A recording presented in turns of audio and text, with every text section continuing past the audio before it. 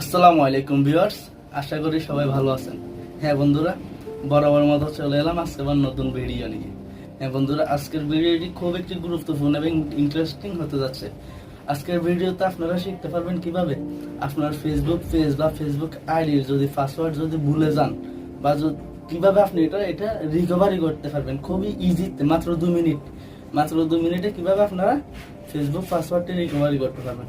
তো বন্ধুরা, বেশি কথা না বাড়িয়ে চলুন ছোট্ট একটু ভিডিওতে ঝটফট করে শিখিয়ে দিই কিভাবে হারিয়ে যাওয়া ফেসবুক পাসওয়ার্ড রিকভারি করবেন।